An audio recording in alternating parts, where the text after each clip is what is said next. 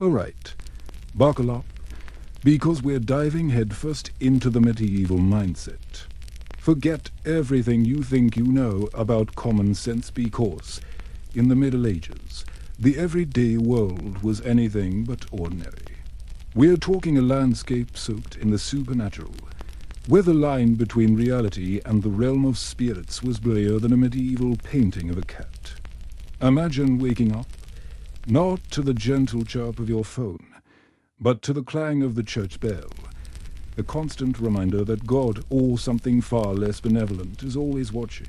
Now, picture yourself navigating a world where every cough, every spilled goblet of wine, every unexpected shadow could be a sign, an omen, a whispering from forces unseen. This wasn't just a Sunday-best religion. This was an all-encompassing belief system that burrowed into every crevice of daily life. Illness wasn't just a bug you caught. It was divine punishment, demonic meddling, or maybe even a curse from old Meg down the lane because you forgot to give her a share of your harvest. Got a nasty rash? Maybe you angered a Saint Dot headache. A demon is probably sitting on your chest, enjoying the view. And trust me, finding a medieval doctor was about as helpful as consulting a squirrel. We'll get to medieval medicine in a later episode, but spoiler alert, leeches were involved a lot. Fear was a constant companion. Not just the fear of starvation or war, or your lord deciding he needed a new pair of boots made from your hide, but the deeper, more primal fear of unseen things. Demons lurking in dark corners, witches casting spells by the light of the moon, angry spirits haunting the woods after nightfall. The world was crawling with things that wanted to do you harm, and protecting yourself meant knowing the right prayers, the right charms, the right superstitions. Speaking of witches, let's be clear, the fear was real. They weren't just misunderstood herbalists, although plenty of perfectly innocent women got caught in the crosshairs. People genuinely believed that some individuals, usually women, because surprise had made pacts with the devil, traded their souls for a supernatural power, and were using that power to wreak havoc on their neighbors. Think cows suddenly going dry, crops mysteriously failing, babies inexplicably dying in their sleep. Who else could be to blame but the strange woman who lives alone on the edge of town and mutters to herself? This wasn't just paranoia. It was a deeply ingrained fear of female power, of anything that challenged the established order. We'll delve deeper into the witch hunts later in the series, but keep this in mind.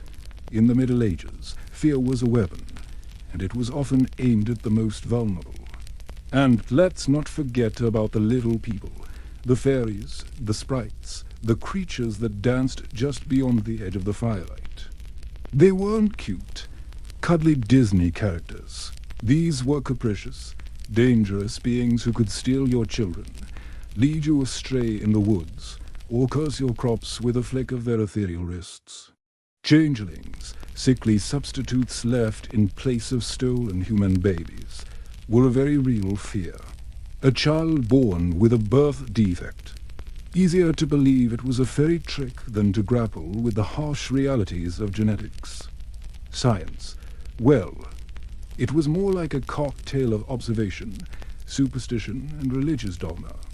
Forget germ theory. Disease was caused by bad air, miasma, or an imbalance of the four-humus, blood, phlegm, yellow bile, and black bile.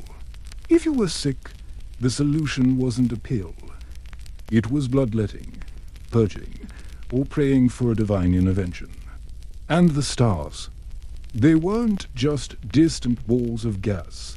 They were cosmic influences dictating your fate, your personality, your susceptibility to sin. Astrology was serious business, consulted by everyone from peasants planting their crops to kings planning their wars. Your horoscope wasn't just a fun read in the morning. It was a road map to your destiny. The world itself was a mystery, often rendered in fantastical maps teeming with bizarre creatures and outlandish peoples.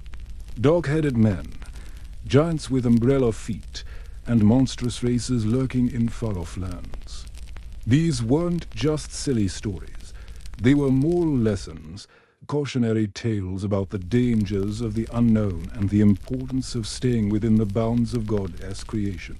Bestiaries, books filled with descriptions of real and imagined animals, were more than just field guides. They were moral compasses, teaching you the virtues and vices associated with each beast. The fox, cunning and deceitful as the lamb. Pure and innocent. The unicorn, a symbol of Christ, only tamed by a virgin. Even animals served as reminders of the constant battle between good and evil. Then there were the relics, the physical fragments of the divine that held unimaginable power. A splinter from the true cross, a bone from a martyred saint, a scrap of the Virgin Mary's veil. These weren't just objects. They were conduits to the sacred, capable of healing the sick, absolving sins, and even raising the dead. Pilgrimages to holy sites became a central part of medieval life, journeys undertaken in the hope of miracle, forgiveness, or simply a closer connection to God. Of course, this also led to widespread exploitation. Churches grew rich off the faithful, selling indulgences, charging for access to relics, and profiting from the fear of damnation. And looming over everything was the fear of the apocalypse, the end of the world, famines, plagues, wars, comets streaking across the sky, all were seen as signs of God's impending judgment. Religious fervor reached fever pitch, with flagellant movements sweeping across Europe, people publicly whipping themselves in atonement for their sins. Hoping to appease God and avert the coming disaster, the end was always near, and salvation was always just out of reach. So, what does all this mean? It means that to understand the Middle Ages, you have to understand the power of belief, the pervasive influence of the supernatural, and the constant struggle to make sense of a world filled with mystery, danger, and the ever-present shadow of the divine. This wasn't a world of reason and logic, but of faith and fear, where stories explained what science could not, and where the line between reality and the realm of spirits was thinner than a whispered prayer. People didn't just believe in miracles, monsters, and magic, they depended on them. And that dependence shaped their lives, their communities, and their entire understanding of the world around them. Welcome to the medieval mindset. Get comfortable, because it's going to be a wild ride. Alright guys, buckle up, because we're heading into the really spooky stuff now. Forget haunted houses, we're talking about a whole haunted world. In the Middle Ages, evil wasn't some abstract concept lurking in the shadows.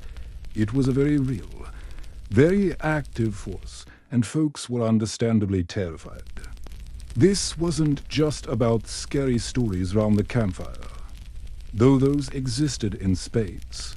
This was about the very fabric of reality being constantly threatened by demonic forces, witches brewing up trouble, and, of course, the ever-present threat of divine wrath. Let's start with demons. These weren't your horned, pitchfork-wielding cartoon baddies. Medieval demons were subtle, insidious, and everywhere. People genuinely believed these things were constantly trying to mess with them. They lurked in the dark corners of your house, whispering temptations in your ear, causing nightmares, and even physically attacking you in your sleep. Ever wake up feeling like something was sitting on your chest? That was a demon, probably just bored and looking for a good time. For itself, of course. And get this, demons weren't just some generic evil force. They had personalities, hierarchies, even names. Think of them as the original office from hell, only with eternal damnation instead of TPS reports. There were demons of lust, demons of gluttony, demons of pride. Basically, There was a demon for every single sin you could possibly commit, and if you gave in to temptation, well, congratulations. You just gave them a foothold in your life. Now, how do you protect yourself from these persistent pests? Well, that's where things get interesting. Religion, obviously, was your first line of defense. Constant prayer, regular confession, attending Mass. These were like spiritual mosquito nets, keeping the demonic hordes at bay. But it went beyond that. Amulets, relics, even specific words or phrases were believed to have protective power. Think of it as spiritual hacking, using the right code to keep the evil forces locked out. But even with all the prayer and amulets, sometimes things went wrong. Crops failed, people got sick, and livestock died. And when that happened, people started looking for someone to blame. Enter the witches. Now, the image of the pointy-hatted, broomstick-riding witch is mostly a modern invention.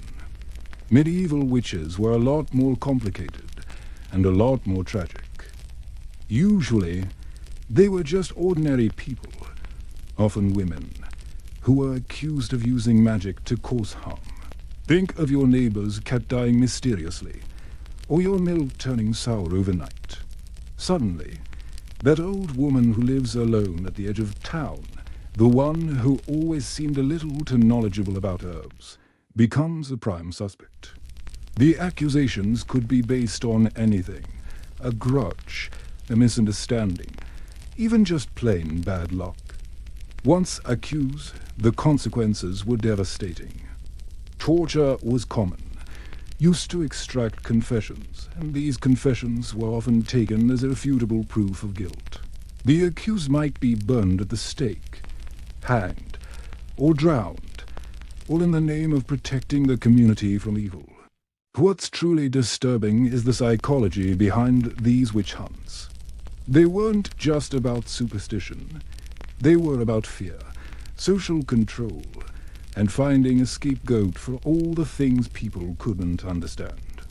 When life is hard, when crops fail and diseases spread, it's easier to blame a single person than to confront the harsh realities of your existence. It's a terrifying example of how easily fear can turn into persecution. And then, of course, there's the biggest fear of all: divine wrath. Medieval people believed that God was actively involved in their daily lives, constantly watching, judging, and occasionally punishing. Natural disasters, plagues, famines, these weren't just random events. They were seen as signs of God's displeasure, a cosmic slap on the wrist for humanity's sins. Think about it. Life in the Middle Ages was tough. Disease was rampant, food was scarce, and death was always lurking round the corner. It's no wonder people thought the end was nigh. And the only way to avoid divine retribution was to live a righteous life, according to the dictates of the Church. This fear of divine wrath permeated every aspect of medieval life. People were constantly trying to appease God through prayer, penance, and acts of charity. They went on pilgrimages to holy sites, hoping to earn forgiveness for their sins. They built magnificent cathedrals, not just as places of worship, but as testaments to their faith and their desire to avoid God's anger. The pressure to be good, according to the standards of the time, was immense. Any deviation from the norm could be interpreted as a sign of sin, attracting the attention of both demons and divine judgment. Imagine living in a world where every bad thing that happened to you or your community was seen as a direct consequence of your own moral failings. That's a heavy burden to bear. So, what does all this tell us about the medieval mindset? It reveals a world where the lines between the natural and the supernatural were blurred, where fear was a constant companion, and where the need for order and meaning was paramount. People in the Middle Ages lived in a world they didn't fully understand, and they used belief, both sacred and superstitious, to make sense of the chaos. And while we may look back on their beliefs with a certain amount of skepticism, it's important to remember that those beliefs shape their lives, their communities, and their entire world. It's a fascinating, frightening, and ultimately very human story, all right? Let's talk about science, or rather, the idea of science back in the Middle Ages, because spoiler alert, it wasn't exactly rocket science. Forget your gleaming labs and double-blind studies. We're talking a world where observation tangled with superstition and where religion cast along, often distorting, shadow. Now, I don't want to paint everyone as knuckle-dragging troglodytes. There were some genuinely brilliant minds at work, but their thinking was framed by a worldview utterly different from ours. Think about it. You're living in a world where God is actively involved in every raindrop, every harvest, every sneeze. Natural events aren't just natural, they're divine messages. So, what happens when you try to figure out why things happen? Well, you start with the Bible, and then you consult the ancient Greeks. Aristotle was huge, like bigger than sliced bread. His ideas about the natural world were gospel, even if they were often wildly inaccurate. But hey, who are they to question Aristotle? He was, like, really old and dead, which made him extra authoritative, apparently. One of the biggest frameworks for understanding the body and everything else was the four humours. This was a concept inherited from the Greeks, the idea that your health depended on the balance of four fluids: blood, phlegm, yellow bile, and black bile. Too much of one, and bam, you're sick. Fever. Too much blood. Depressed. Too much black bile. Sound ridiculous? Well, this was the cutting edge of medical theory for centuries. So, how do you fix these imbalances? Why, with bloodletting, of course. Leeches, knives, whatever gets the job done. Laxatives were also popular. Gotta get that black bile flowing out of your body. Herbs played a role too. Medieval people had an impressive knowledge of plants and their properties. But even here, superstition crept in. Certain herbs were effective, sure, but did they work because of their chemical compounds, or because God had blessed them? Maybe both. And let's not forget astrology. Your fate wasn't just in your own hands. It was written in the stars. The position of the planets at your birth determined your personality, your health, even your likelihood of committing crimes. Kings consulted astrologers before making important decisions. Wars were started based on astrological predictions.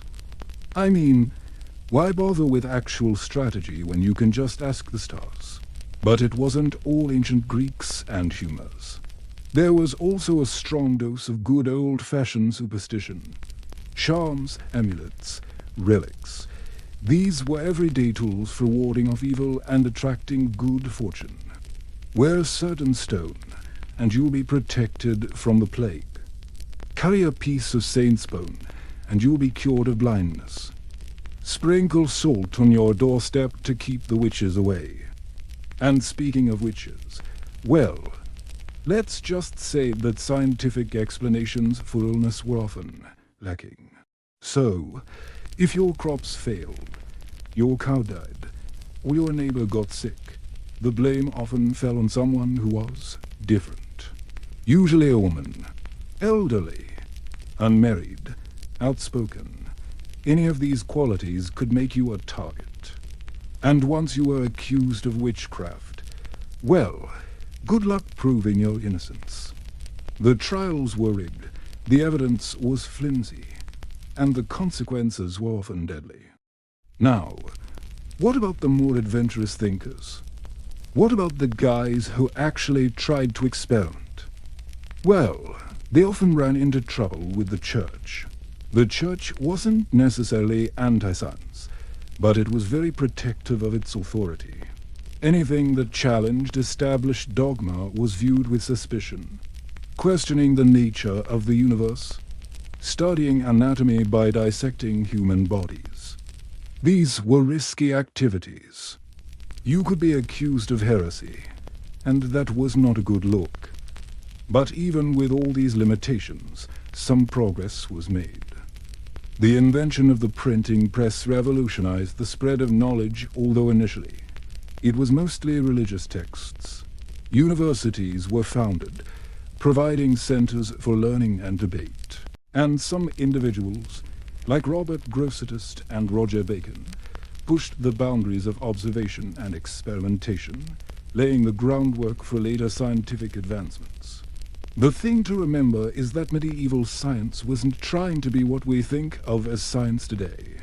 It was a different way of understanding the world, shaped by different values and different priorities. It was a world where faith and reason, superstition and observation were constantly intertwined, creating a complex and sometimes bizarre tapestry of belief. So next time you're feeling smug about our modern scientific understanding, remember the medieval scholar squinting at the stars, trying to make sense of a universe that was both terrifying and divine. He was doing his best with what he had, and that's something worth respecting.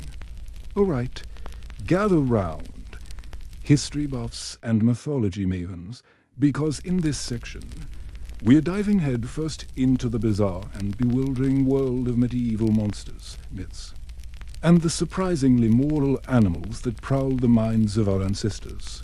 Forget dry history lessons, because these weren't just spooky stories. They were vital parts of how people understood, well, everything. Imagine a world where your everyday map wasn't just a guide to the next town, but a tapestry woven with creatures ripped straight from your wildest nightmares. Forget the blank spaces of the unknown. Those were filled with things that could eat you, trick you, or tempt you into eternal damnation. Let's kick things off with the big boys, the legendary beasts that populated the fringes of the medieval world, and sometimes even its very center. We're talking dragons. Not just fire-breathing lizards hoarding gold, but symbols.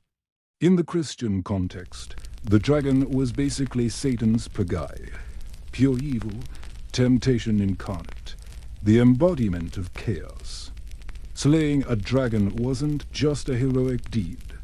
It was a spiritual victory, a symbolic triumph of good over evil. Like St. George taking down that particularly nasty reptile. So, next time you see a dragon in a medieval tapestry, remember it's not just about fire and scales. It's about the battle for your soul. Then there were the giants, often relegated to the far corners of the earth, beyond the borders of civilization. Think of them as a physical manifestation of the unknown, a constant reminder of the wildness that lay just outside the neatly ordered world. They were often portrayed as brutish and civilized, and a threat to human society. Think the giants in Jack and the beanstalk, only a little less whimsical and a lot more likely to crush you. These weren't just tall tales, they were cautionary narratives about the importance of order, reason, and staying within the bounds of God-given society. But the medieval imagination wasn't just about scary monsters. It was also obsessed with mythical creatures of questionable anatomy. Take the unicorn, for instance. This wasn't just a horse with a horn. It was a symbol of purity, grace, and Christ himself. Medieval bestiaries, those wildly popular compendiums of real and imagined animals, claimed that only a virgin could capture a unicorn, reinforcing the idea that this creature was connected to the highest virtues. Unicorn horns, ground into powder, were believed to have medicinal properties, capable of curing poison and all sorts of ailments. And for a pretty penny, You could get your hands on what was claimed to be a unicorn horn, more often than not, a narwhal tusk. And what about the basilisk? A creature so venomous, so utterly evil, that its gaze alone could kill. Legend has it that it was hatched from a rooster-esque egg by a toad or serpent, a truly disturbing image. The basilisk became a symbol of wickedness, a creature to be feared and avoided at all costs. Medieval sources suggested various ways to defeat it, from using mirrors to reflect its deadly gaze back upon itself to, well, bringing a weasel to the fight. Apparently, weasels were immune to the basilisk's poison, which, honestly, sounds like a matchup I'd pay to see. But here is where it gets really interesting. These monsters weren't just random figments of imagination. They were tools, moral lessons disguised as terrifying beasts. Animals, real and imagined, became walking, talking allegories. Let's talk about the fox. In medieval lore, Reynard the fox was the ultimate trickster, a cunning and deceptive creature always looking for an easy way out. He embodied the sins of greed, deceit, and moral ambiguity. Stories about Reynard were hugely popular, often used to satirize the flaws of human society, especially the hypocrisy of the clergy and the corruption of the ruling class. Think of him as the medieval Bugs Bunny, but with a much darker, more morally questionable agenda. Then there's the lion, often considered the king of beasts, his symbol of royalty, courage, and justice. He was often associated with Christ himself, a figure of strength and righteousness. Medieval kings adopted the lion as a symbol of their power, displaying it on their coats of arms and banners.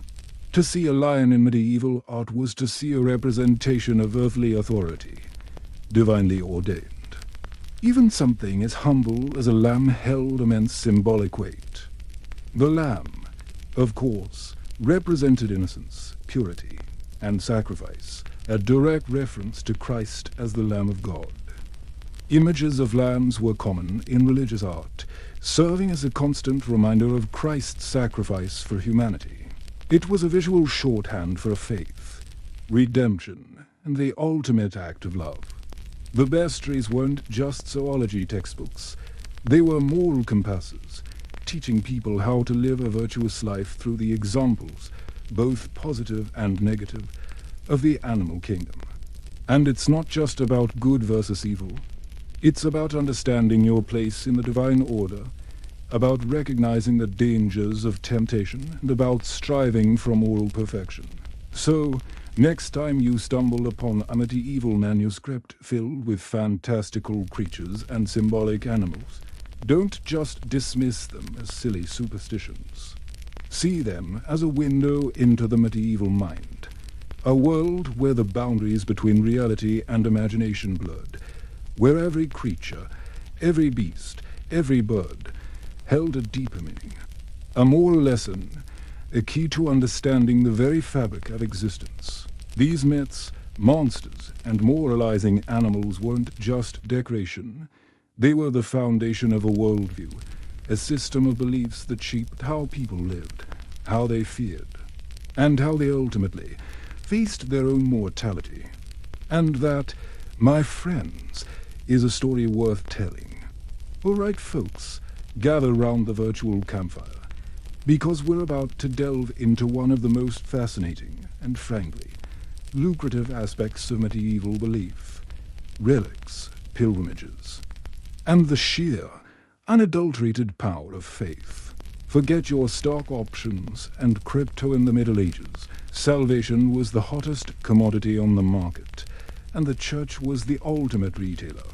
Now, imagine a world riddled with disease, war, and daily misery, where your average lifespan was shorter than your average Netflix binge.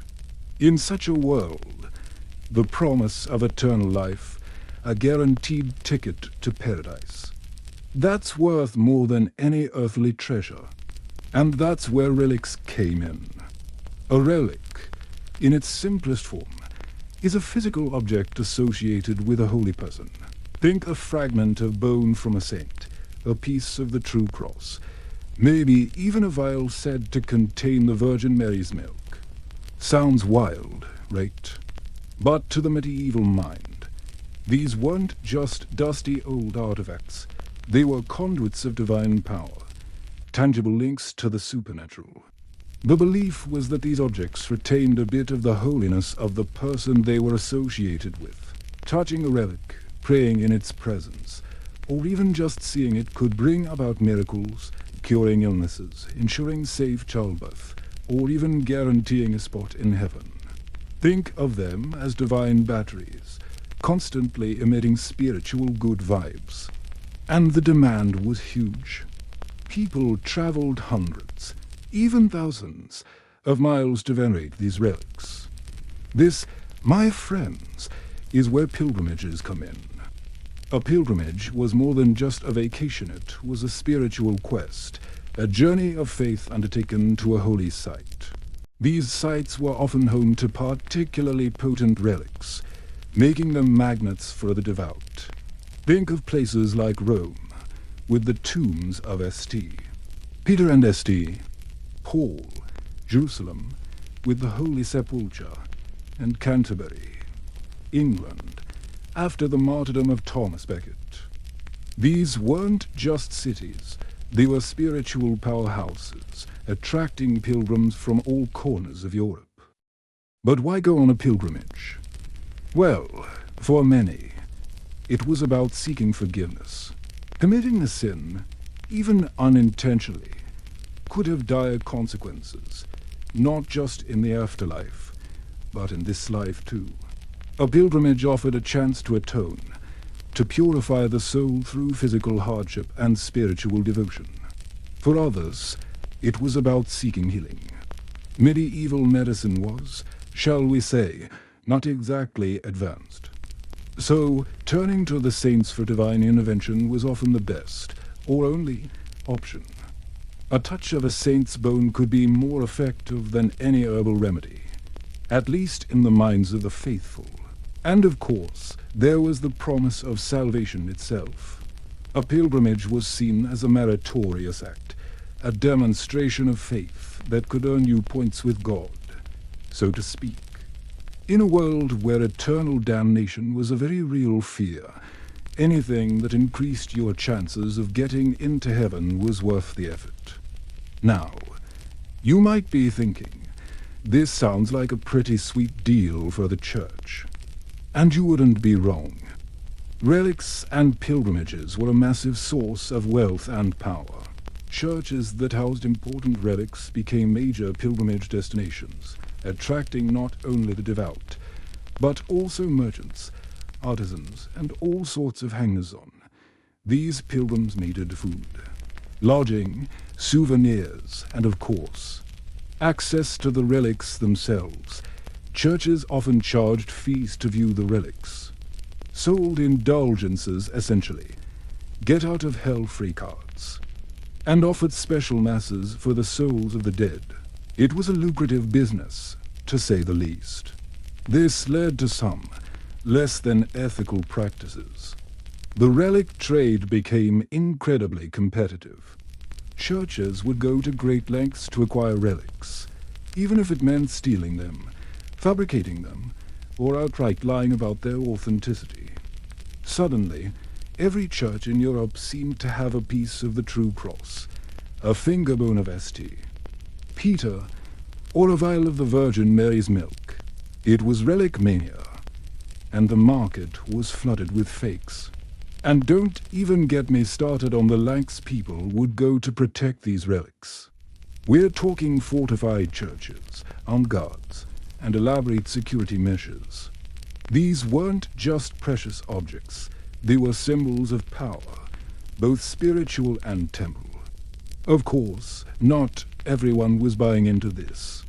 Skeptics and reformers began to question the authenticity of the relics and the motives of the church. They argued that true faith came from within, not from touching a bone or reciting a prayer in front of a fancy object. But for the vast majority of medieval people, Relics and pilgrimages were essential parts of their spiritual lives. They offered hope in a world of hardship, a connection to the divine, and a promise of salvation. And, whether authentic or not, these objects and journeys had a profound impact on medieval society, shaping art, architecture, trade, and even politics. So, the next time you're tempted to dismiss medieval beliefs as superstitious or irrational, remember that they were driven by a deep and very real desire for meaning, for comfort, and for a better afterlife. And in a world as uncertain as the Middle Ages, who can blame them for clinging to anything that offered a glimmer of hope? Because, in the end, it wasn't just about the relics themselves. It was about the power of faith, the human need for a connection, and the enduring quest for something beyond the everyday. And that, my friends, is a story that resonates even today. All right, folks, let us descend into one of the most persistent anxieties of the medieval world, the terrifying conviction that the end was nigh. Forget your doom scrolling. Medieval people lived the doom. Imagine a world without scientific explanations for natural disasters. An eclipse wasn't a celestial alignment. It was God turning his face away in disgust, or perhaps a dragon swallowing the sun. A comet blazing across the night sky wasn't a ball of ice and dust, but a flaming sword wielded by an angel of wrath, heralding famine, war, and pestilence. This constant state of alert created a fertile ground for apocalyptic fears to take root and flourish. Medieval theology was steeped in apocalyptic literature, particularly the Book of Revelation. Preachers thundered from pulpits, vividly describing the four horsemen, the beast with 7 heads, and the lake of fire. These weren't just stories, they were prophecies waiting to be fulfilled, and many believed they were living in the final act. Every strange occurrence, every outbreak of disease, every political upheaval, was meticulously scrutinized for signs that the end was upon them. But it wasn't just religious zealots stirring up fear. Think about the realities of medieval life. Famine was a constant threat, wiping out entire communities. The Black Death, in the mid-14th century, killed off a staggering portion of Europe's population, leaving survivors traumatized and convinced that divine judgment was at hand. Wars were frequent and brutal. Raiding armies could descend upon a village with little warning, slaughtering, pillaging, and leaving behind a trail of destruction and despair. With so much suffering already present, the leap to imagining total annihilation wasn't that far. Specific dates for the end of the world were surprisingly common.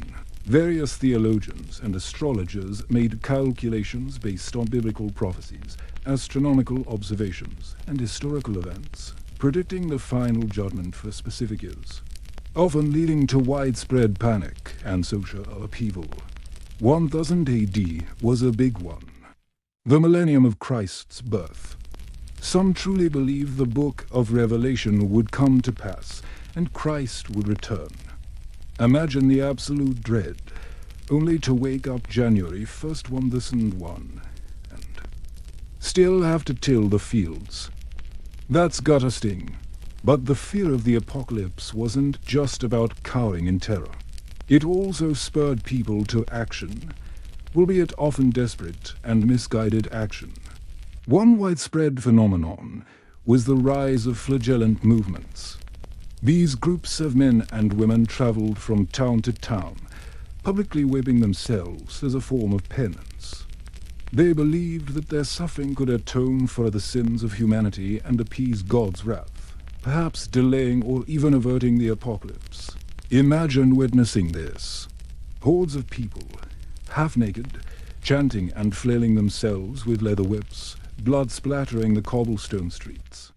It must have been a truly disturbing and unsettling spectacle, a testament to the power of apocalyptic fear to drive people to extreme measures. Another response to the perceived imminence of the end was an increase in religious fervor. People flocked to churches, seeking absolution for their sins. Donations to religious institutions surged, as people hoped to buy their way into heaven. Pilgrimages to holy sites became even more popular, as people sought to be closer to God and to receive divine blessings. We also see a rise in the veneration of relics.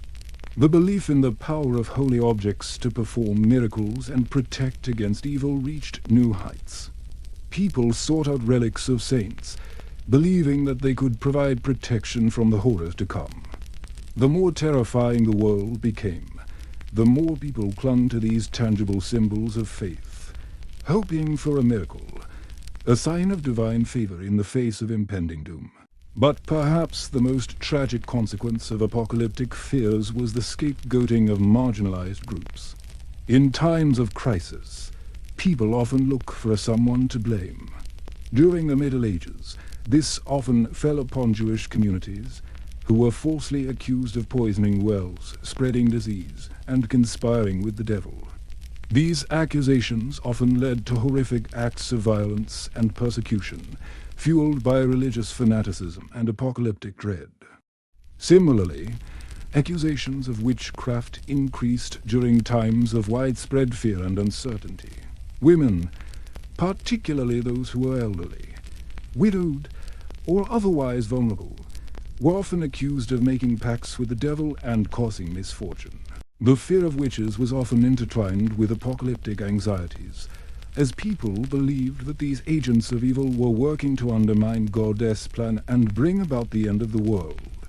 So, the Middle Ages, a world steeped in faith, superstition, and the ever-present fear of the apocalypse.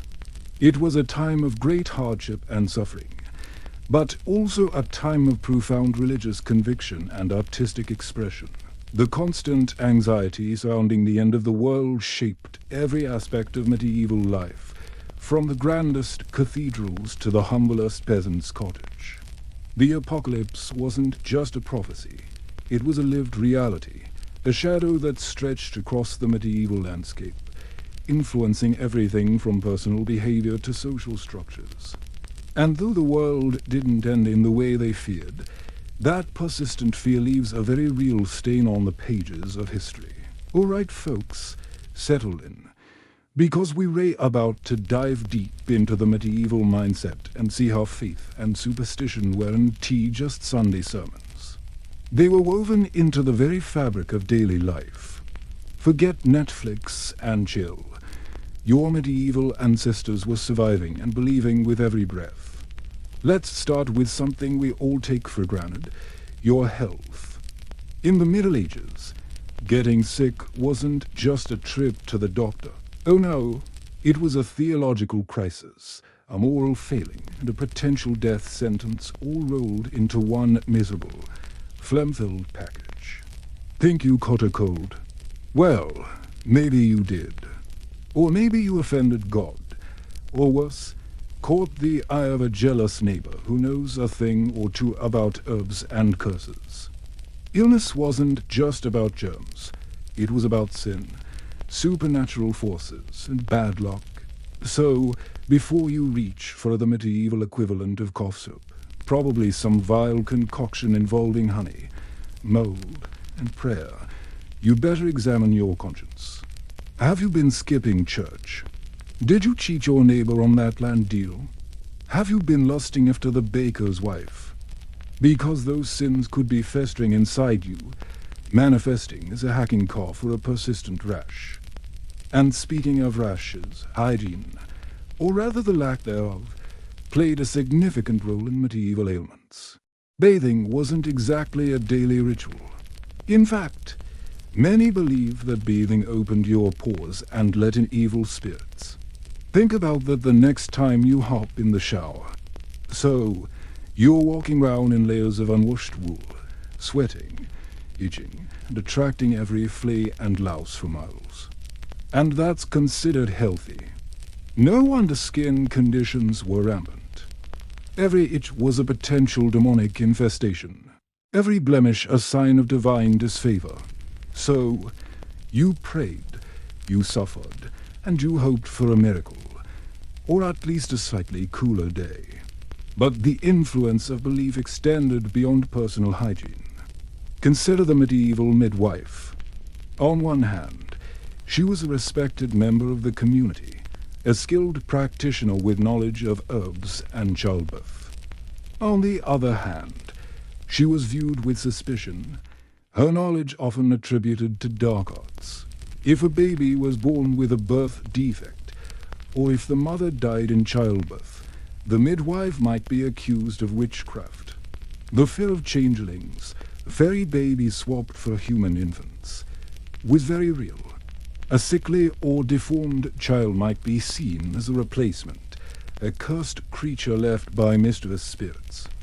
Desperate parents might even resort to horrific acts of violence, hoping to drive the changeling away or force the fairies to return their real child. And then there were the demons. Oh, the demons. They were everywhere, lurking in the shadows, whispering temptations, causing nightmares, and generally making life miserable. You couldn't even go to the outhouse without worrying about demonic interference. Exorcism was a common practice, a dramatic and often brutal ritual designed to cast out evil spirits. Fasting, prayer, floggings, whatever it took to cleanse the afflicted. Even everyday misfortunes were attributed to demons. A crop failure, demons. A barn fire, demons. Your ale gone sour. You guessed it, demons. Medieval science, or what passed for it, was heavily influenced by religious belief and superstition. The prevailing theory was that the human body was governed by four humours: blood, phlegm, yellow bile, and black bile. When these humours were in balance, you were healthy. When they were out of balance, you were sick. And the cure? Usually bleeding. Too much blood? Let's drain some out.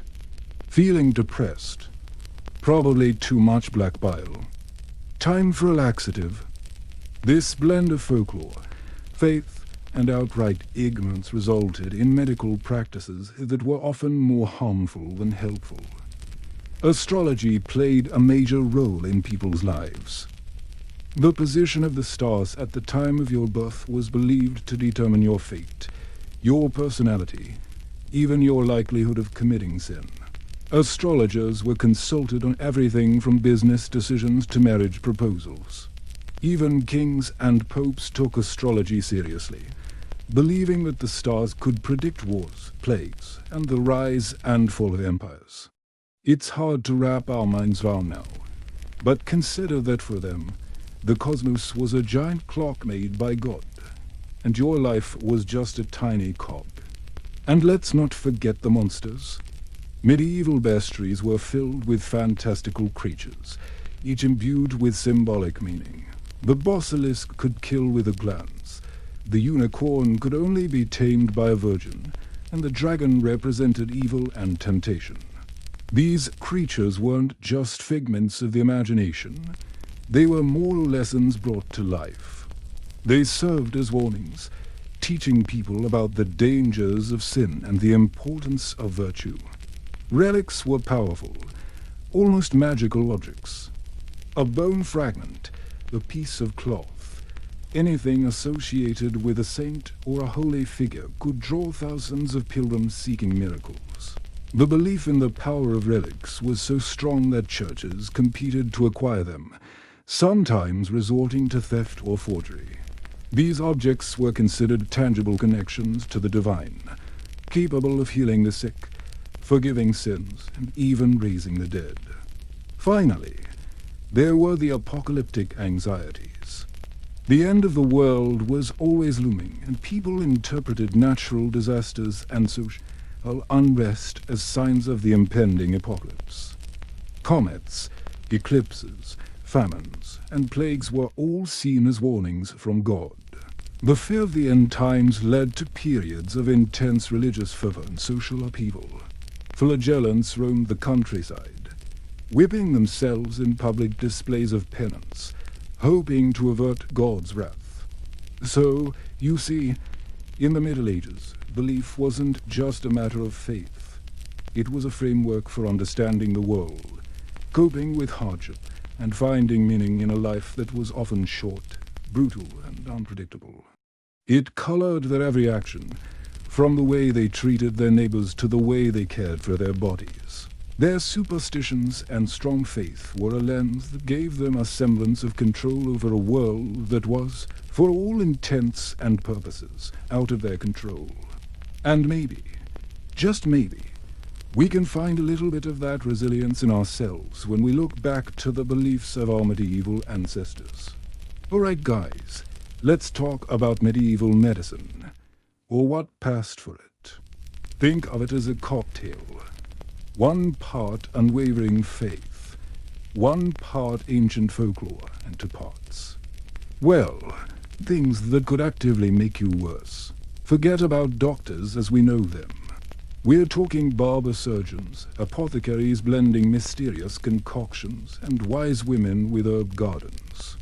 And let's be clear, your average medieval physician probably had less practical medical knowledge than your grandma does with Webben. The cornerstone of medieval medicine, the theory of humours. This idea, inherited from the ancient Greeks, said that your body was governed by four fluids: blood, phlegm, yellow bile, and black bile. If these were balanced, you were healthy. If not, well, time for some drastic measures. Too much blood, easy fix, bloodletting. Barber surgeons were happy to slice open a vein, usually in your arm, but sometimes your forehead if they were feeling adventurous, and drain off the excess. Or, if they were feeling fancy, they'd slap some leeches on you and let them do the work.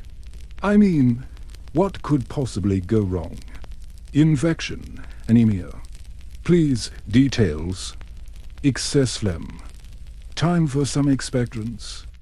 These could range from relatively harmless herbal teas to more vigorous options.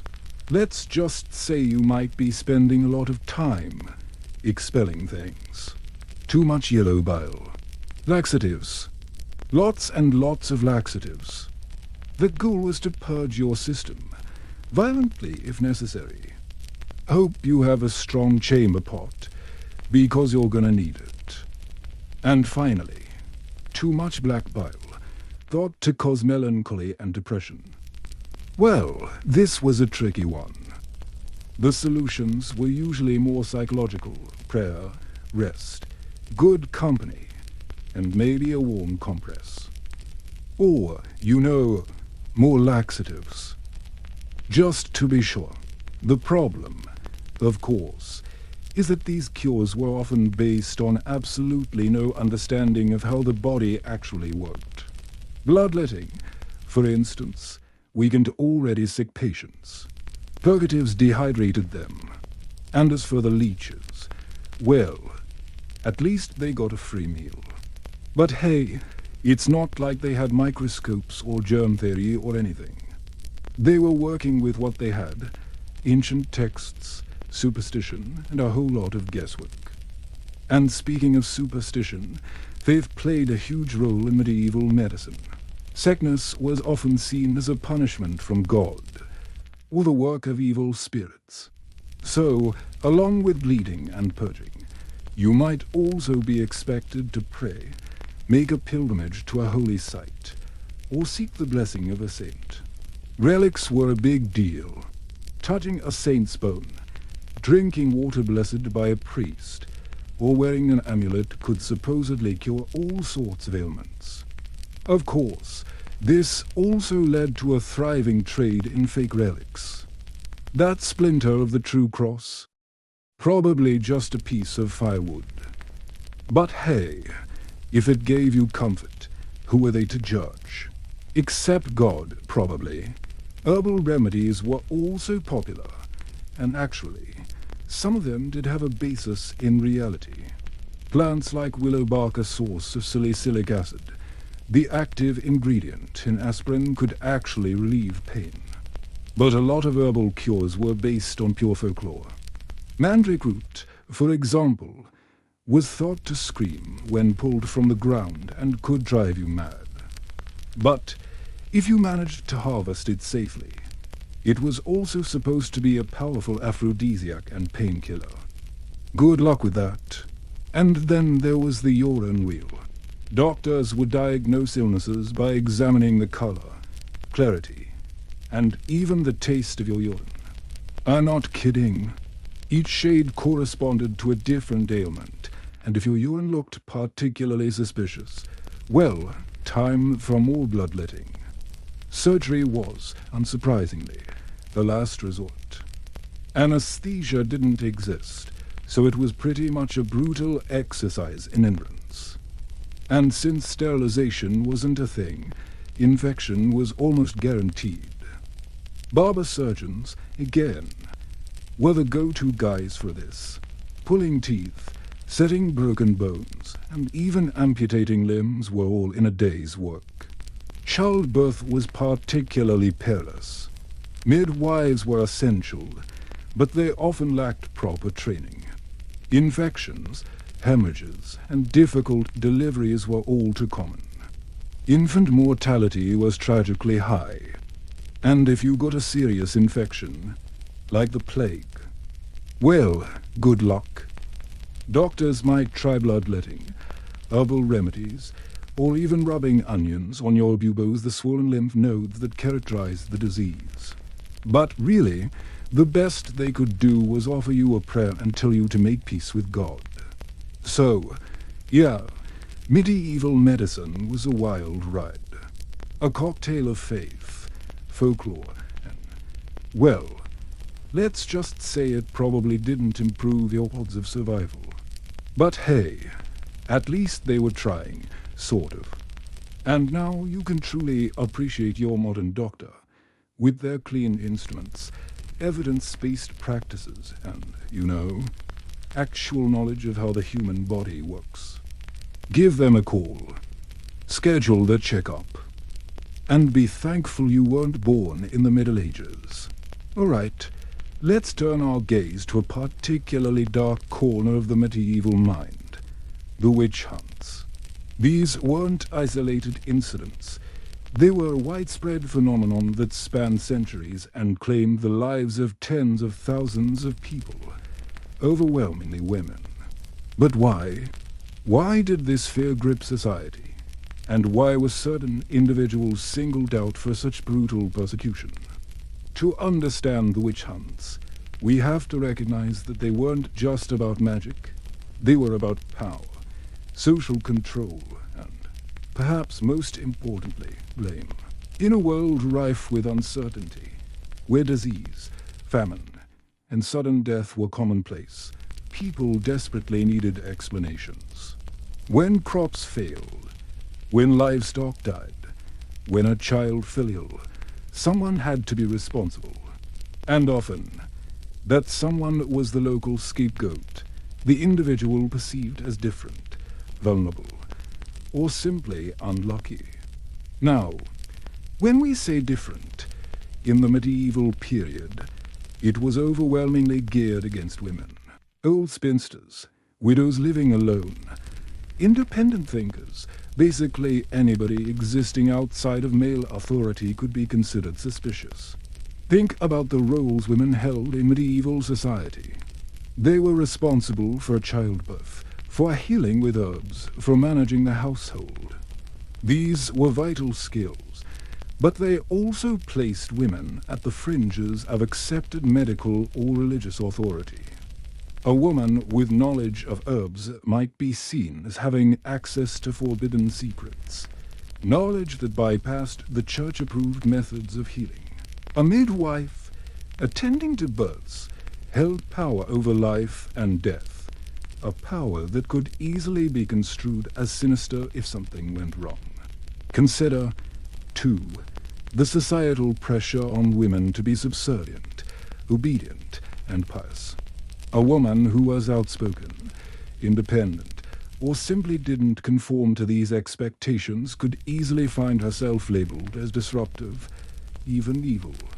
Accusations of witchcraft were a potent tool for silencing dissent and reinforcing the patriarchal social order. It was a way of saying, stay in your place, or face the consequences. Then there's the psychological aspect, the inherent human need to find someone to blame when things go wrong. It is easier to point the finger at a single individual than to confront the complex realities of disease, poverty, or political instability. In a superstitious society, where the devil was seen as a constant presence, the idea of a witch serving as his agent provided a convenient explanation for all manner of misfortunes. Often, the accusation started small: a sick cow, a failed harvest, a strange noise in the night. Rumors would spread, fueled by fear and suspicion.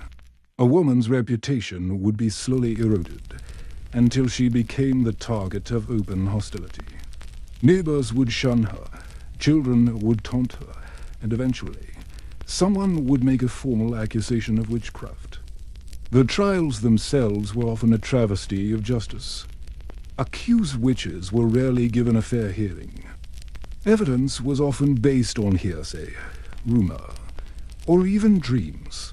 Confessions were frequently extracted through torture, which, of course, was considered perfectly acceptable by the authorities, since the devil protects witches, a person, under enough physical duress, would admit to anything to end the pain, regardless of its validity. And let's be clear, once accused, the accused was almost certainly doomed. The system was designed to convict, not to acquit. The burden of proof was on the accused to prove her innocence, an impossible task when the very nature of witchcraft was considered to be secretive and undetectable. Any unusual mark on the body, a mole or birthmark, could be interpreted as the devil's mark.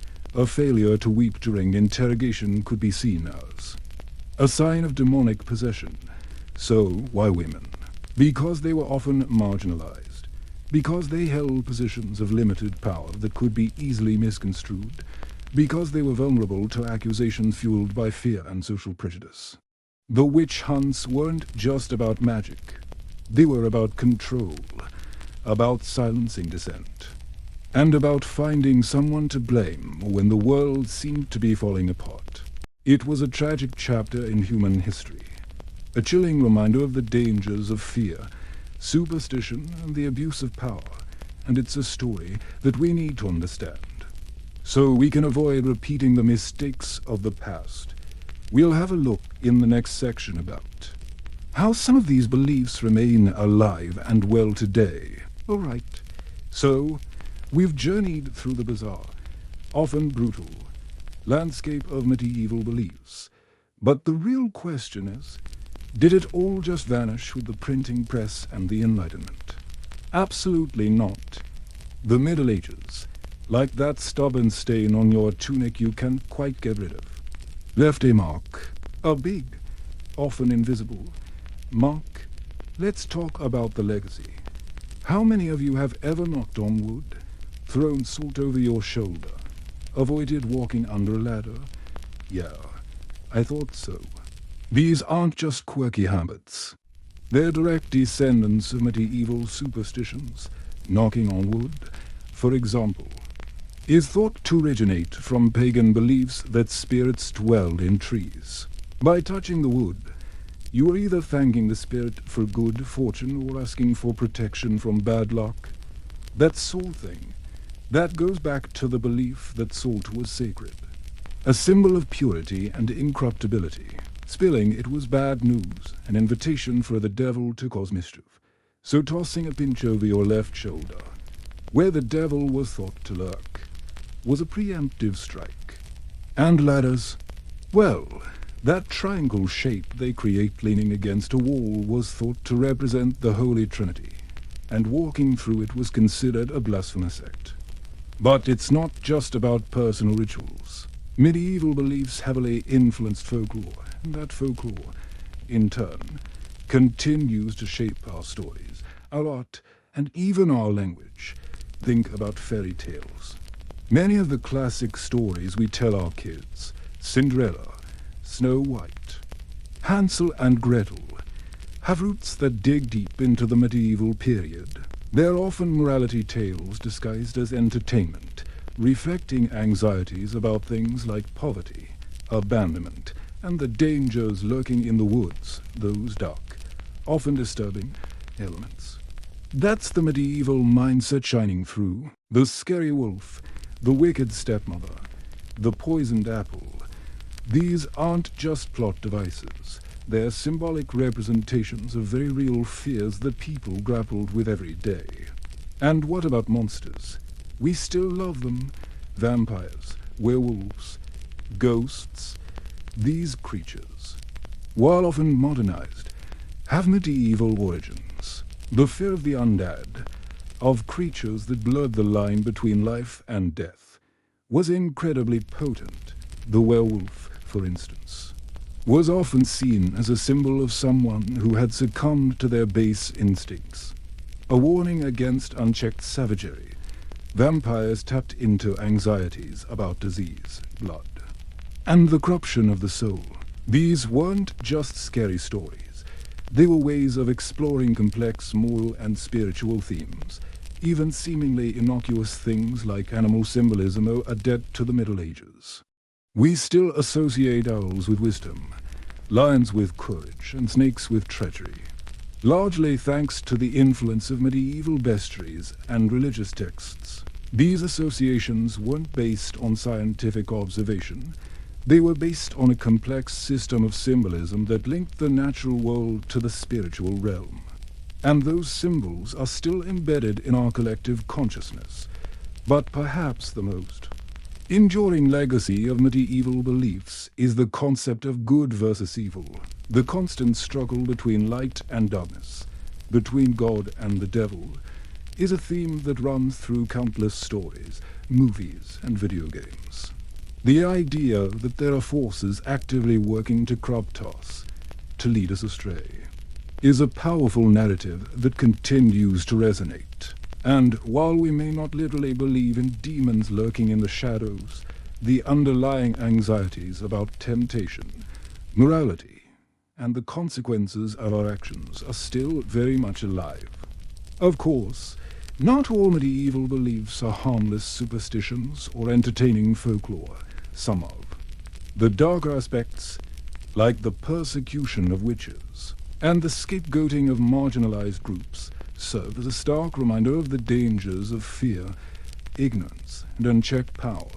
The belief in witchcraft, fueled by religious zealotry and social anxieties, led to the torture and execution of thousands of innocent people, mostly women. Understanding this history is crucial, not just to remember the victims, but to recognize how similar patterns of prejudice and blame can still manifest today. So, the next time you find yourself tossing a pinch of salt, enjoying a fairy tale, or watching a horror movie, take a moment to consider the long shadow of the Middle Ages. Those beliefs, those fears, those stories, they're not just relics of the past. They're part of our cultural DNA. They remind us that even in a world of science and technology, the human need to believe, to explain the unexplainable, and to find meaning in the face of the unknown, remains as powerful as ever. And, hopefully, it also reminds us to be critical of what we choose to believe, and why. Because understanding where those beliefs come from is the first step towards building a more rational, more compassionate, and less superstitious future.